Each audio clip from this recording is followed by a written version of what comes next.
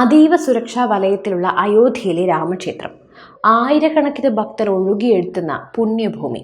എന്നാൽ കഴിഞ്ഞ ദിവസം അവിടെ നടന്ന ഒരു സംഭവം ഇപ്പോൾ രാജ്യവ്യാപകമായി വലിയ ചർച്ചകൾക്ക് വഴിവെച്ചിരിക്കുകയാണ്. സുരക്ഷാ ഉദ്യോഗസ്ഥരെ പോലും ഞെട്ടിച്ചുകൊണ്ട് ഒരാൾ ക്ഷേത്രത്തിനകത്ത് അപ്രതീക്ഷിതമായൊരു കാര്യം ചെയ്യാൻ മുതിർന്നു. ആരാണ് അയാൾ?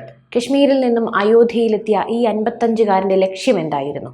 അതീവ സുരക്ഷയുള്ള സീതാ റസോയി ഭാഗത്ത് അയാൾ എങ്ങനെയാണ് എത്തിയത്? അയോധ്യയിൽ ഇപ്പോൾ നടക്കുന്നത് എന്താണ്? വീഡിയോ മുഴുവനായി കാണുക, നമുക്ക് സത്യം അറിയാം. അയോധ്യയിലെ രാമക്ഷേത്രം വീണ്ടും വാർത്തകളിൽ നിറയുകയാണ്. പ്രാണപ്രതിഷ്ഠയുടെ 2ാം വാർഷികം ആഘോഷിക്കാൻ രാജ്യമൊരുങ്ങുന്നതിനിടയിലാണ് ക്ഷേത്ര പരിസരത്ത് നിന്നും കശ്മീർ സ്വദേശിയായ ഒരാളെ പോലീസ് കസ്റ്റഡിയിലെടുത്തത്.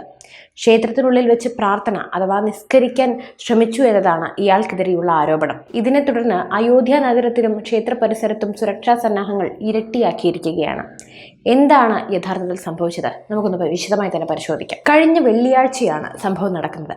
കശ്മീരിലെ ഷോപ്പിയാൻ സ്വദേശിയായ 55 വയസ്സുകാരൻ അഹമ്മദ് ഷെയ്ഖാണ് ഇപ്പോൾ പോലീസ് കസ്റ്റഡിയിലുള്ളത്. റിപ്പോർട്ടുകൾ പ്രകാരം ഇയാൾ ക്ഷേത്രം സന്ദർശിച്ച ശേഷം ക്ഷേത്ര സമുച്ചയത്തിനുള്ളിലെ സീതാ റസോയി ഭാഗത്ത് വെച്ച് നിസ്കരിക്കാൻ ശ്രമിക്കുകയായിരുന്നു. ക്ഷേത്രത്തിലെ സുരക്ഷാ ചുമതലയിൽ ഉണ്ടായിരുന്ന ഉദ്യോഗസ്ഥരുടെ ശ്രദ്ധയിൽപ്പെട്ട് ഉടനെ തന്നെ അവർ ഇടപെടുകയും ഇയാളെ തടയുകയും ചെയ്തു. ഉടനടി തന്നെ ഉന്നത ഉദ്യോഗസ്ഥരെ വിവരം അറിയിക്കുകയും അഹമ്മദ് ഷെയ്ഖിനെ കസ്റ്റഡിയിലെടുത്ത് ലോക്കൽ പോലീസിന് കൈമാറുകയും ചെയ്തു. എന്താണ് ഇയാളുടെ പക്കൽ ഉണ്ടായിരുന്നത്? അറസ്റ്റിലാക്കുന്ന സമയത്ത് ഇയാളുടെ കൈവശം പരിശോധിച്ച ഉദ്യോഗസ്ഥർക്ക് അസ്വാഭാവികമായി ഒന്നും കണ്ടെത്താനായില്ല. കുറച്ച് നെറ്റ്സും ബാക്കിയുള്ള കാര്യങ്ങൾ മാത്രമേ ഉണ്ടായിരുന്നുള്ളൂ എന്നാണ് പറയുന്നത്. എങ്കിലും അതീവ സുരക്ഷാ മേഖല ആയതിനാൽ തന്നെ രഹസ്യാന്വേഷണ വിഭാഗം നേരിട്ടാണ് ഇയാളെ ചോദ്യം ചെയ്യുന്നത്. അഹമ്മദ് ഷെയ്ഖിനെ ചോദ്യം ചെയ്തപ്പോൾ ലഭിച്ച വിവരങ്ങൾ ഇങ്ങനെയാണ്.